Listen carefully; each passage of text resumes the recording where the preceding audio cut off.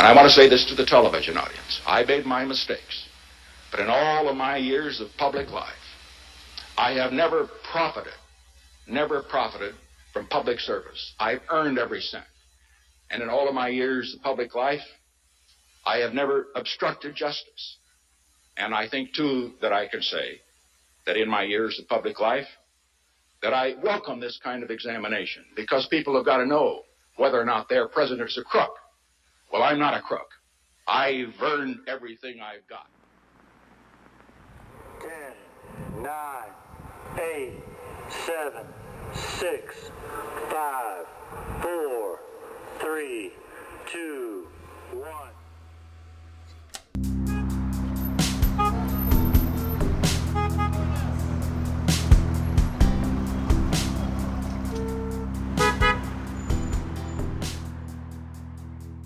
The Grand Failure Beyond the Streets. Welcome back to another episode of the Grand Failure Beyond the Streets podcast. I'm your host, Rebekah Massie, and today we're diving into a recent controversy that unfolded right in our backyards.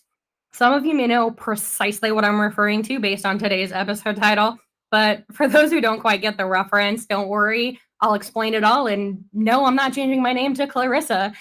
Before we get into Signgate 2024, let me give you a quick recap on what I spoke about last episode, as it does slightly relate and pertain to today's topic. I do also have a minor update based on the last topic of discussion that we had. So without further ado, let's go ahead and get right into the recap. Okay, so in our last episode, or really it was more of a mini episode, a mini-sode, if you will, I spoke about how instituting real change within our community starts at the source. And by the source, I mean those folks who are sitting down at City Hall making all of those decisions that impact our daily lives on things, like traffic, public safety, development, infrastructure, etc. Well, I mentioned last time how that if we did not band together and get enough signatures for a prospective mayoral candidate at the time, that the current District 2 Councilwoman Alyson Cline, or Allie Cline as she's known by, would be running for mayor of Surprise unopposed. Now, Allie's no longer going to be running unopposed. The candidate that you may have seen circulating on social media posts or seen emails or received emails about, Kevin Sartor, did in fact receive enough signatures to make it onto the ballot. And even better, the challenge in the contesting period has long since passed. So it's safe to officially say that Surprise has 2 mayoral candidates. Now, the Surprise Independent did post a brief article talking about the council seat races and the mayoral race, which I'm going to go ahead and link on my website. I'll also go ahead and link all of the candidates' web pages, social medias, and whatnot on there too. You may take notice that the council seats are unopposed. As much as I would have liked to see some healthy competition, people could still throw their hat into the ring as a write-in candidate. But the most important race, in my opinion, is that the mayoral race is not uncontested. So we do have a little bit of competition, and we do have a choice as a community. But anywho, let's go ahead and get into today's actual topic. And certainly it's going to be an interesting one, and one that I feel very strongly about ensuring the community and, more importantly, the voters in Surprise need to hear about. Okay, let me go ahead and set the scene a little bit for you. We're going to use our imaginations here for a second, and we're all going to hop into my hypothetical DeLorean, hit 88 miles per hour on that speedometer, and go back in time. Now, to preface, we're not going back to 1955, nor are we going into the future, but instead we're going to go back just a little over a month ago on the evening of March 27, 2024. This is a very interesting chain of events that took place in the parking lot of the Surprise Regional Library, and one that I've now come to refer to as the moniker for this very episode of the Grand Failure podcast, which is, in my opinion, adequately dubbed as Signgate 2024. Rose, erase the goddamn tape now. And before anyone asks, yes, the Watergate scandal reference is intentional. This, once you really deep dive into the crux of the issue, and truthfully, what should be dubbed as a pivotal moment for a certain someone's career in the government and/or public service arena, it's a political scandal, to be quite honest with you. And at the risk of sounding like Stefan from SNL, and yes, I do mean the guy that's like, this place has everything. I mean it when I say this story does have a bit of everything. There's politics, crime, mystery, intrigue, Scandals, censorship, and most of all, delusion. Wait, did I say that right? No, I really meant drama. Well, I guess it's both. Anywho, okay. So without further ado, let's go ahead and get into the actual encounter. And no, I don't mean close encounters of the third kind. Well, maybe. I don't know. Or do I? So let me get into the actual encounter. And before I do that, the defense that this individual gave to a certain reporter at the Surprise Independent, which should be outlined in the upcoming article, is certainly and quite honestly making me wonder if maybe they don't hail from another planet or something. But anywho, this encounter starts at around 6:30 p.m. or so the evening of March 27. I was walking around the Surprise Regional Library parking lot and hanging up some signs that were made on printer paper, 8.5 by 11 copy paper. I bought and I paid for them myself.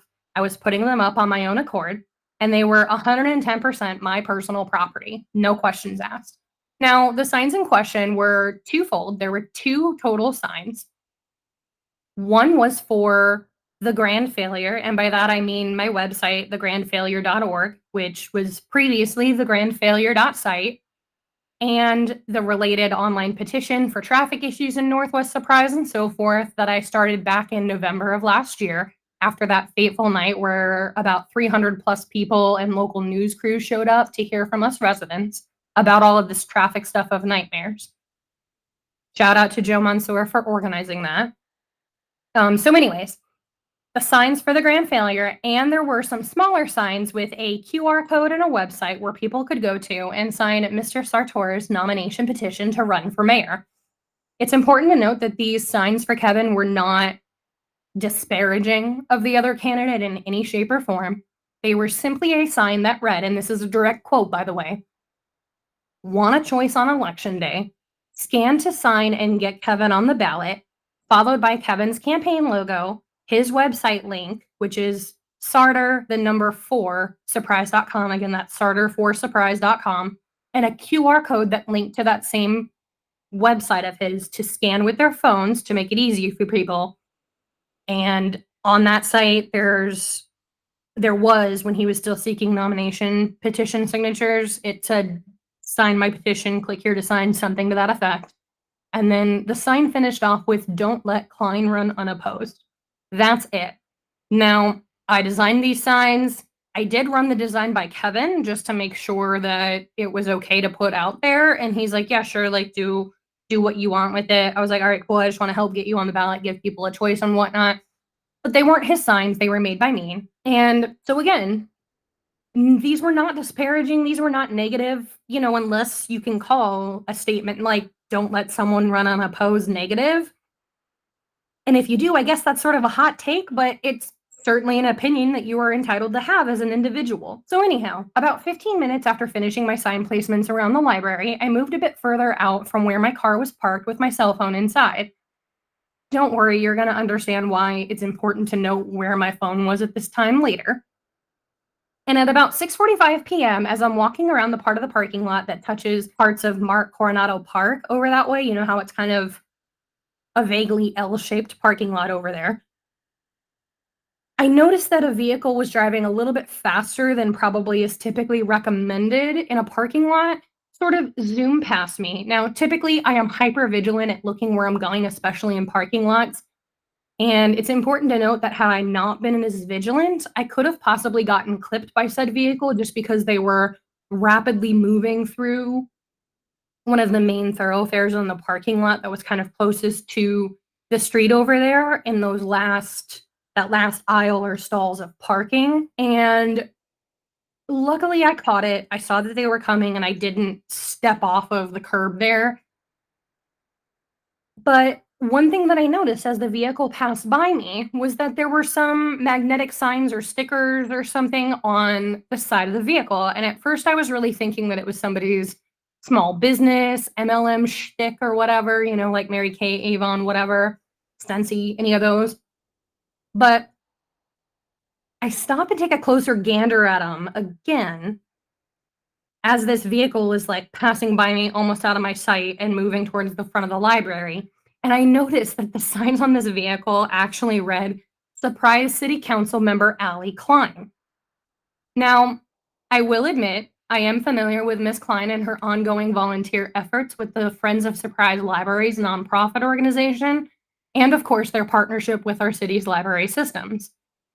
Because it was later in the evening, and quite honestly, after finding out that particular library branch is open until 8 p.m. 4 days out of the week, I am a bit surprised, especially considering the library I typically frequent when I do go to the library, which is the one over in Asante. That one typically closes at 5 p.m. So honestly, I was assuming that the library was closing soon if it wasn't already closed. And I truthfully did not expect to and did not want to run into anybody. As I've said before, I'm an introvert, and despite making this podcast, I'm not a super duper people person. I'm just not. And even recording myself or putting this out there is out of my comfort zone, but I do it because I feel that it's value added and it's a way to get the information out to the people. I also work long hours most days, and I had a long day at work that particular day. My goal, honestly, that evening was to ride over to the library with my youngest kiddo and my husband in tow. They were sitting in the car listening to Disney songs and whatnot. And I got a few of my steps in since I had been sitting at my desk all day at my long work day. So I'd basically been in my little office cave all day. I decided to get some steps in, hang these signs, and then I was going to leave and grab takeout or whatever for dinner that night. That was my plan. Clearly, life handed me something very, very different from my expectations, but then again, what else is new? After I witnessed Cline's vehicle drive quickly through the parking lot, I saw her park in one of the accessible parking spaces towards the front of the library. Now, I watched her as I was very curious as to what her angle was for her choice of parking, as I did find it a little bit odd that she didn't choose, as most of us humans typically do, the closest spot to the building or wherever we're going into. Instead, the parking spot that she chose was one stall over from the closest parking space, and one that conveniently, or I guess by pure happenstance, depending on your point of view, you decide, had the same two signs that I described earlier affixed right below that ADA parking sign where you see a little like placard logo and whatnot. Again, these were printer paper. They were hung with tape, not unlike a lost dog or garage sale or any other type of sign that you typically see around the neighborhoods frequently. After I watched her park, I watched her jump out of her car, which again, I only took note that this was her because of those signs that were on her car. And when that vehicle passed me, mentally, I was kind of like, who the heck just practically clipped me in this parking lot? A little dramatic maybe, but again, had I not been hyper vigilant and just kind of crossed nonchalantly, it could have resulted in her having to slam her brakes or whatever. So anywho, she exited her vehicle, and after she did that, I witnessed her from across the parking lot forcefully rip down those signs and saw that even the paper had torn when she took them down. I'll get into the logistics and the legal ramifications and so forth later, but for now, let's just let it be known that sign removal is not in a council member's job description, and we'll go ahead and continue on with the rest of my interaction story. So after seeing her rip down these signs and essentially stealing my signs right out from under my own nose, destroying them in the process, I used we'll call it my scout leader voice, to shout across the parking lot at her as I walked briskly to approach her. I let her know that she cannot remove these signs. It's illegal for her to do so. She has no legal right to do so. It's a misdemeanor in the state of Arizona to tamper or remove political signs, all while she and I were kind of walking towards each other and met roughly in the middle of our respective locations, which is right at the corner of where the library building and property sort of ends and the grassy area in the park sort of begins, if you can picture that. During this interaction, the councilwoman refused to concede to any of my points, and I started to walk away to strategize for a second while she went in and entered the library with my signs in her hands. And truthfully, what happens next should really shock you if this whole thing has not already had that effect. Okay, so we're at the point basically where the councilwoman is locked into the library. I've walked away, And essentially what I did was jetted over to my parked vehicle. I grabbed my phone out of there, and my husband could tell that I was a little flustered, and I think he had caught the tail end of myself and Cline talking, and he simply asked what had happened. Now, he let me know that he had only seen that little bit of Cline and I talking to each other and didn't catch anything that happened beforehand. I let him know what had happened, and he made a joke, as we often do, about acting rationally about the situation, which he and I kind of have that we love each other, but we constantly roast each other type of a relationship. So him cracking a joke was not out of character. And I then go on to say, I am thinking rationally. This is serious, and I'm no longer in a joking mood, which he listens to me. He knows me well enough to know that there's sarcastic and joking Rebekah, and then there's super serious, no nonsense, quick to the point, no fluff Rebekah. So he then asks, what are you going to do?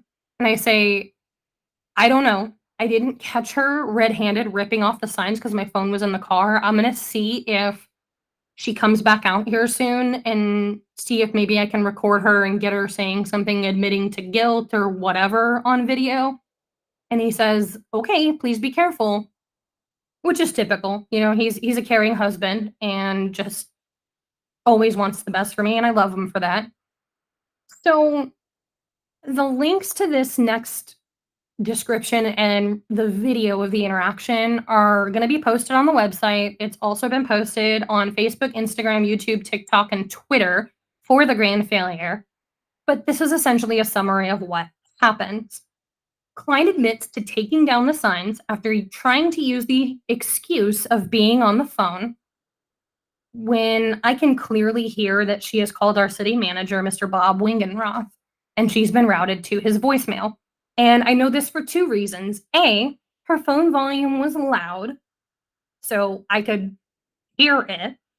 And B, I have Bob's number. I've spoken to him many times about primarily roads, but other concerns within the city.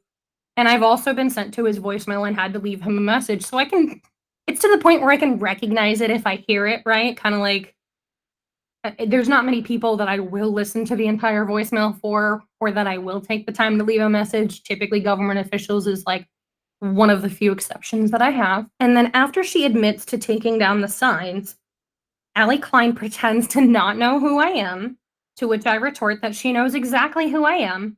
And she responds back with something along the lines of, since you're recording, you need to say your name for the recording, which is not true. Like, I'm visibly holding my cell phone, number one. Filming vertically, unfortunately. I wasn't thinking about aspect ratios, so sorry for the vertical video for those of you that have problems with that, and asking her these questions. It's important to note that on several different occasions, I've spoken during city council meetings where I have to state my name for the record, and I've also previously, via email, extended to her and some of the other candidates in our city, for that matter, an invite to join a future podcast episode to have an interview type situation and have an opportunity to speak about qualifications, experience, campaign platform for her, specifically her mayoral platform and whatnot. And it's unfortunate that she's only ever given me excuses as to why she cannot take the time, mind you, but I did offer, and I still would be willing to invite her on the show. But we've conversed, to say the least. And there was also a specific time where I stayed after a council meeting when she was kind of mingling with some folks in the chambers after, before they went back to executive session or whatever else they needed to do before going home for that evening. And I took the time to personally introduce herself to me and me to her so that she could put a face behind the name of the email invitation, but I digress. Maybe she forgot. Anyways, after identifying myself, I get her to reiterate once more on camera that she did take down the signs. And when I asked her why, she said, quote, that they were illegal signs, end quote. I asked for the signs back, and she says that they've been destroyed, to which I reply that they were my property and she does need to give them to me. And she then responds that they are being given to code enforcement in the morning. Mind you, she's not code enforcement, clearly, if she needs to hand them over to someone. And there's a little bit of a bit of back and forth on this. As to what ultimately happened to the signs, I still don't know. But safe to say, I end the recording and the interaction shortly after she and I reach the door of the library. I don't follow her in. I don't continue to speak with her. I did hang around for a little bit afterwards just to see if she was going to come back out and take more signs down or anything like that, just so that if something like that did happen, I would have a caught red-handed type situation on tape here. Nothing else happens. She leaves about 15, 20 minutes later, and then I follow a few minutes after, but not directly after, because I did not want to work her up. I didn't want to cause alarm. I didn't want to make her think that I was harassing her or following her, etc. I don't feel that this experience is too uncommon against women in this day and age, but personally, I've had the unfortunate experience of being harassed by somebody or being followed in my vehicle or followed on foot or felt like I was being followed. So I didn't, having had that experience myself, I didn't want to inflict anything similar as far as that level of fear into her. So basically, when she got in her car and left, I hung out where I was standing for maybe another minute or two, then got in my vehicle, and then moved on with the rest of my evening. The next evening was the State of the City event, which I did attend. And when I happened to be nearby Cline, passing by, mingling with folks or what have you, I took notice that she really seemed to be actively avoiding me. Not that I intended to approach her or anything, but it was obvious enough to me that that was what she was doing, and it wasn't really in my head or I wasn't overthinking it, because anytime I happened to meet her gaze, even if it was just for a split second, she would abruptly turn her head, kind of like you see in the movies, right? Usually it's in one of those like young adult or high school type rom-com drama type of a thing where guy likes girl, girl likes boy. They look at each other, and every time one of them sees the other one looking at each other, they awkwardly turn their head. It was very much like that is what it reminded me, almost comically so, which again, I found even more peculiar about her behavior, because if my signs were indeed illegal, she would have been in the right. And even if she didn't follow due process outlined in the city's municipal code for what to do when there's a true code violation and how signs need to be removed and what the proper channels are, in part, she would have been right. After the State of the City event broke, and everybody was kind of starting to filter out after going through all of the little stations, refreshments, things of that nature. And mind you, I had interactions with other city officials that night, several council members, Bob Wingenroth, for instance, things of that nature. Nobody else was acting strange around me. So I thought, since City Hall is not too far away from the library and the park parking lots where I was there just a little over 24 hours prior, I go, I'm just gonna, for science, we'll call it, I'm gonna drive through the parking lot and just visually inspect. I'm not gonna get out of my car or anything. I just wanna see if my signs are still there. And what kind of shocked and disgusted me is basically all of them were removed. I think there was maybe one sign still left remaining, and it was on one of the light poles on an entryway into the parking lot, so on along the sidewalk, but everything, and there was only like maybe one or two of those that I hung up at each of the entrances. Most of the signs were on light poles or below parking placards and things of that nature in the parking lot. All of those were down. Just blew me away. All right, so hopefully now I've alluded enough to you all that there are indeed some legal impacts and ramifications that go along with Councilwoman Cline's actions about these signs, and boy, are there some impacts, so let's go ahead and get into them. I'm going to start with the most localized impacts and branch out from there. And in order to do that, we're going to begin with a little document, which I'll link, and that document is called the City of Surprise Policies and Procedures Manual. Just a quick disclaimer for any of these laws that or policies or anything like that, I'm not going to quote most of these verbatim, nor am I by any means qualified to practice law, give you legal advice, or am I any sort of lawyer or paralegal. Hell, I don't even play one on television. But anyhow, the aforementioned Policies and Procedures Manual does have text contained within the document, which again, I'm going to link. So you can kind of check all of this out for yourself. But the text essentially states that council members are prohibited from participating in any activity that could even appear, keyword appear, as a conflict of interest.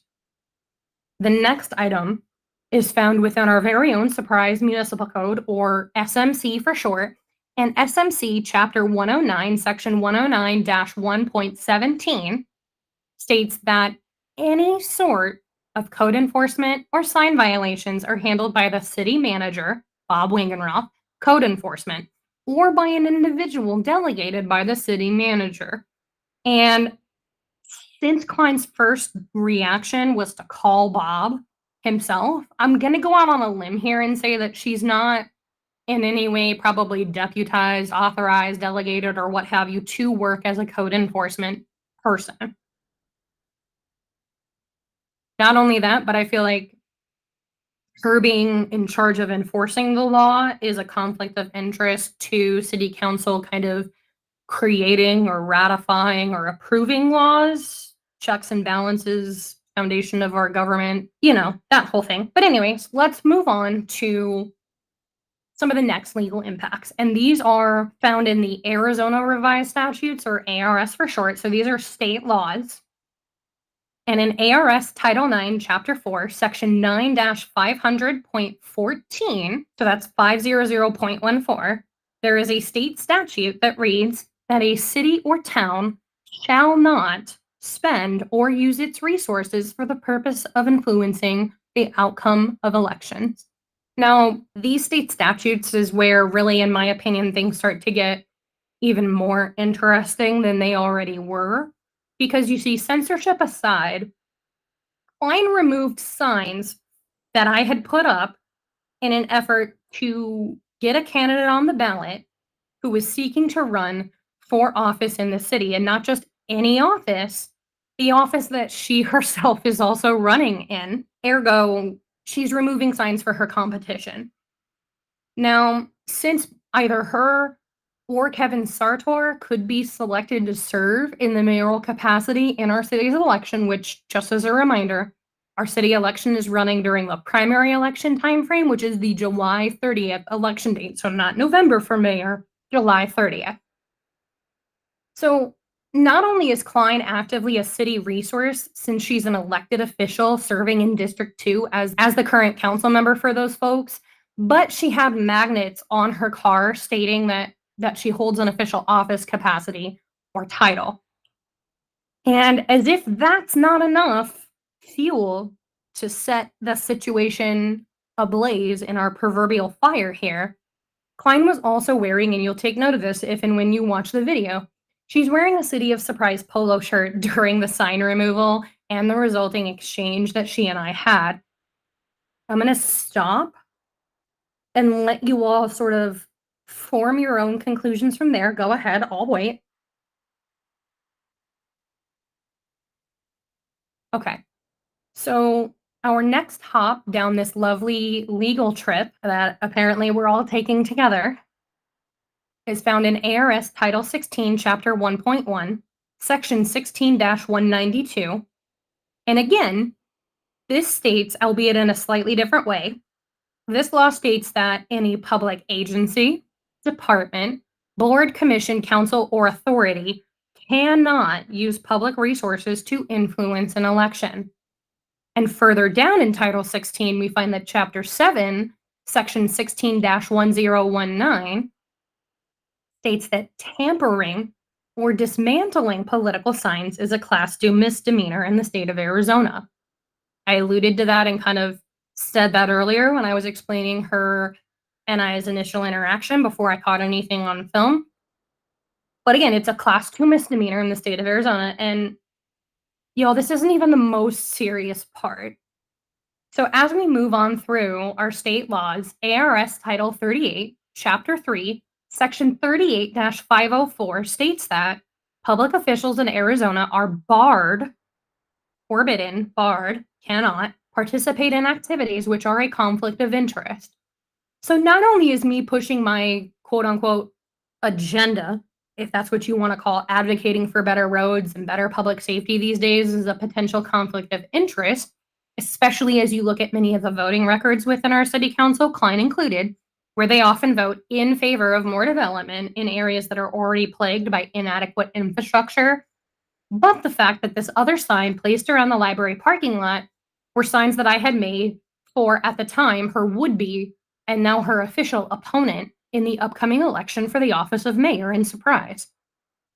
The charges, which, again, I'm not a lawyer, so I'll let you dive into this more for yourself and figure out which category you think that she would potentially fall into here with her actions. And their potential consequences include a Class 1 misdemeanor for unintentional or accidental type things, and then up to a Class 6 felony in our great state of Arizona for your more egregious or intentional or malicious violations. Again, these are all potential legal implications here. I'm going to post all of this on the page with the podcast information on the site for you all to review and really make a decision for yourself. I'm not a lawyer here. Do the research. Let me know what you think. There's going to be a poll on the podcast as far as what my audience thinks, because I'm just curious, right? But I'll let you decide. Now that I've given you a moment to think of which category she fits into for her actions and those legal ramifications, before I go and move on to my final segment of the fallout, the conclusion, and my parting thoughts that I'll leave you with, these unfortunate events that I not only bore witness to, but that I had the unpleasant experience of being subjected to, I do want to take a brief moment to clear the air about all of this here. Not that I feel I need to justify my own actions that night, or that I feel I did anything wrong based on my understanding of my legal rights, my personal liberties and freedoms, and my interpretation of the laws as they are written. But because I have personally heard, and yes, even unfortunately at the State of the City event, literally 24 hours after this whole thing took place, but I've also seen in her rumblings on social media of some things that could potentially paint me in a not so savory light here. So let me go ahead and give you the cliff notes. Number 1, I did not post the signs with the intention of provoking anybody or anyone.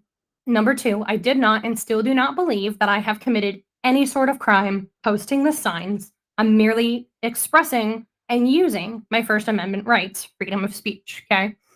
Number 3, I did not quote stalk or quote harass anybody. Again, introvert, didn't want confrontation, didn't even think anybody was going to be open. I truthfully didn't even think that the library was still going to be open. Didn't go there with any nefarious intentions, which leads us right into number 4. I did not go to the library to seek out Mrs. Alyson Cline, District 2 City Council Member, Surprise City Council. Didn't know that she was going to be there from my understanding. Number 5, I didn't go to the library looking for any sort of fight or gotcha moment. I did not want to run into anybody. So number 6, I didn't set anybody up. And quite honestly, if I had intended, again, keyword intended, to set somebody up, I would have caught the act on camera.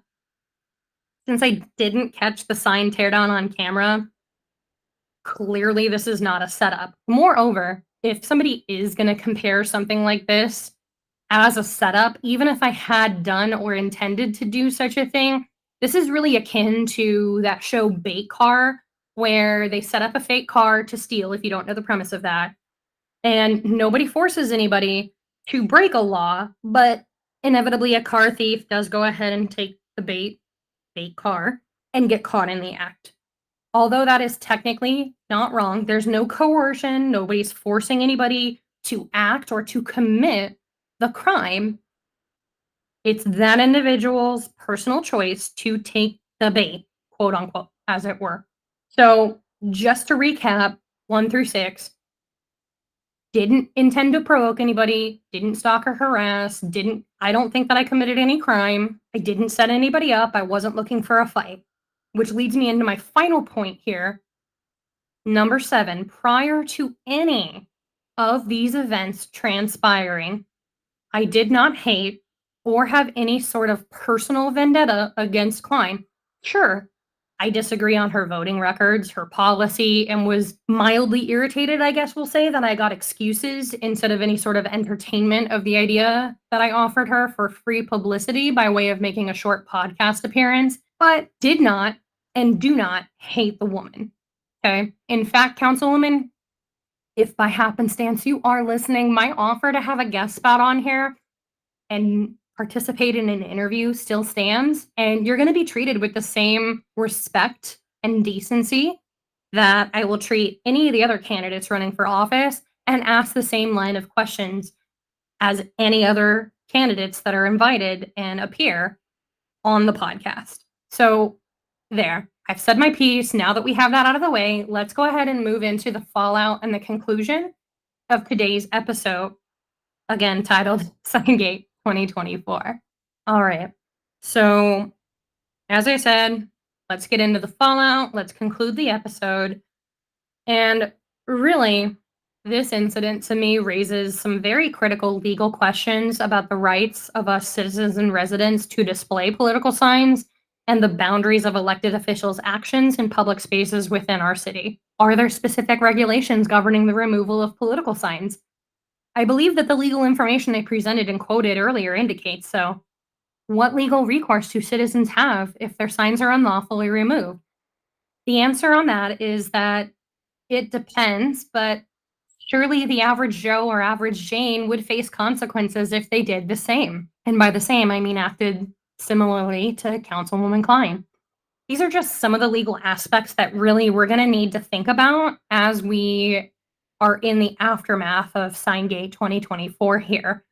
And now that I've sat and pondered on this for about a month, I'm still left lingering with more questions really than answers about the boundaries of political campaigning and the rights of citizens to display the signage.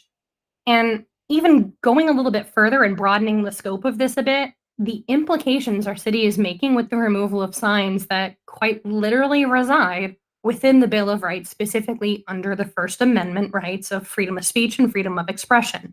And going into First Amendment rights, this is unfortunately not an isolated incident that I have experienced either. I've been going back and forth with the city about my signs for the grand failure since December. And at one point, I was even told essentially that despite myself in the city not seeing, we'll say eye to eye on the codes and how they're built out and explained and whatnot, that it was still okay for me to post them and the city would not remove them because we were, quote, on the same team, end quote. And this individual appreciates everything that I do for the city and for my neighborhood and district and whatnot with everything that's happening around the 303 Grand 163rd Deer Valley general area. I have proof of this. I'm not quite ready to reveal my entire hand just yet on that, but I do have proof.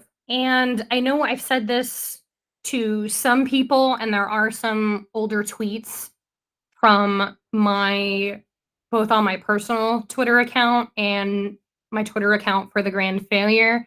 So some of you may be familiar. If not, feel free to go check it out. But I did have a very, we'll call it unfortunate run-in with ADOT shortly after the launch of the petition and the website, more specifically on the Twitter account that I created and the webpage that I had created to allow people to send emails with more or less a click of the mouse. You just had to kind of add your name or what have you. And basically, ADOT did not like that they were getting inundated with a bunch of emails generated from my site on that same script, and actually thought that Joe Mansour, who again organized that late November meeting where the 300 plus people showed up, they thought he was behind the site. I got connected with Joe that evening and offered to create the petition and offered to create the site. I still contact Joe. He's just been very busy with his work life lately and hasn't been able to be as visible in the public arena as I have. So ADOT actually, according to Joe, reached out to them and said, hey, can you make these emails stop? And Joe let them know that I was the one behind the site and he doesn't have the authority to tell me what to do, basically, which we stand Joe. Thank you, Joe. So he didn't have the authority to make these emails stop, and that they could try to reach out to me, but he did, I think he said, make a joke about how I would probably say no, which is accurate. I would have told them to go pound sand. And ADOT to this day has never reached out to me directly about the website or about the emails. So naturally, in full disruptor mode, I guess, is probably the best way that I can describe how I've been operating lately. I began roasting them a little bit on Twitter and maybe sending, I guess you could call them mean tweets or whatever. And this was only like less than a week after I had set this brand new Twitter account up for the grand failure, right? So less than a week, all of a sudden, out of the blue, after sending these mean tweets or whatever you want to call them to ADOT, my Twitter account got locked, which I thought was very strange. It took me, I think, a little over 48 hours to regain the ability to use said Twitter account. And by use, I mean be able to post tweets again and be able to even like or retweet or repost or quote or anything. I couldn't even like tweets on Twitter. That's how locked down that brand new account was. So about 48 hours, I regained the ability to use the Twitter account. And then it was about a month or so before my tweets from said account were not shadow banned anymore. If you don't know what shadow ban means, it's a colloquialism that the internet gives to social media platforms when you're banned but not banned, or shadow banned is usually, again, what it's referred to. And on Twitter specifically, how you can kind of tell if you're potentially shadow banned is if you're using specific keywords, key phrases, tweets, hashtags, things of that nature, and you try to do a search within the application or on the site itself, and nothing from your alleged shadow ban account is pulling up, which is exactly what was happening. I could do a search for hashtag the grand failure, and the tweets that I had sent out from my personal account were coming up, but nothing from the Twitter account dedicated and named after the grand failure.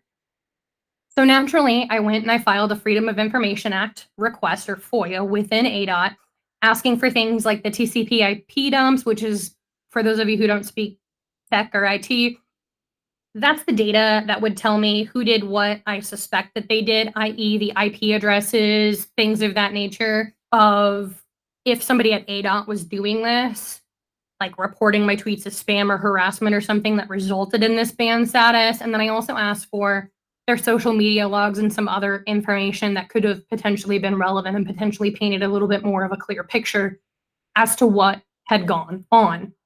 Now, after submitting this request, I got a very strange mystery call from what looked like an ADOT number on my caller ID on my cell phone. So I answered it, even though I don't make a habit of answering unknown numbers. And this call was from a John Schoen at the Arizona Department of Transportation. And there is a very, very, very, very, very uncomfortable 15-minute phone conversation that I have a recording of that, as of now, I'm saving for a rainy day. I may or may not share it soon, just depends. But what I will say is that this call was in relation to my FOIA request. And ultimately, the response that I got was utter and complete garbage and not at all what I asked for in the slightest from ADOT, unless you count marketing posts from ADOT that contain photos of like our local flora and fauna in activity log. Furthermore, this phone conversation, truthfully, from Mr. Schoen at ADOT was, in my humble opinion, an attempt to try and intimidate me and put me in check from sending any more mean tweets to them. Mind you, the worst thing that I probably said was various things indicating that they don't have their shit together, which I feel like most people would agree that they don't. And that the director, Jennifer Toth, should be fired. And I may have made a hashtag fire Jennifer Toth. At worst, I'd say that's ill-advised to send, but certainly not illegal. I was also told by Mr. Johnny Boy over there at ADOT something along the lines of, if they have the information, if it exists. And worse of all, he made a huge emphasis on if they decide to send it to me, only then will I get it. Now, last I checked, Orwell was still fiction, right? Right? Please say yes, guys. You're scaring me. Oh, please, come on. Please. Anywho, well, I am going to go ahead and sign off for now, but I hope this was a thought-provoking episode for you all and that it sparks some further discussions about the ethics, legalities, and the role our government officials have when it comes to interacting with the general public.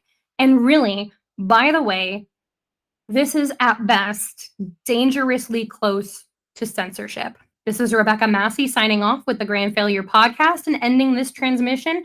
Thank you all for delving into the rabbit hole that is Signgate 2024. Bye. You're listening to The Grand Failure Beyond the Streets, a podcast about the ongoing public safety crisis in Surprise, Arizona. The Grand Failure podcast is hosted, edited, and produced by Rebekah Massie. Jonathan Perry is credited with the voiceover and announcement work. I'd like to thank Spotify for Podcasters as the hosting and distribution platform, and the folks over at Audacity with the open source software that made the production and editing of this podcast possible. Any graphics, logos, or artwork used to promote or identify the podcast was created by Rebekah Massie using the Canvas software. Sound effects and music provided courtesy of freesound.org, a website that offers royalty-free Community Commons licenses for a variety of soundbites, songs, and effects. Any sources or information will be linked on the webpage dedicated to the Grand Failure podcast on thegrandfailure.org. That's thegrandfailure.org. I'd also like to thank the local political action committee, or PAC, by the name of Voice of Surprise, on their partnership in my efforts on this podcast, as well as give a quick shout out and thank you to my husband Brian Massey, who has graciously put up with my work on this endeavor. Thank you all for your time. All of the podcast credits, details, and information can be found on the website, thegrandfailure.org.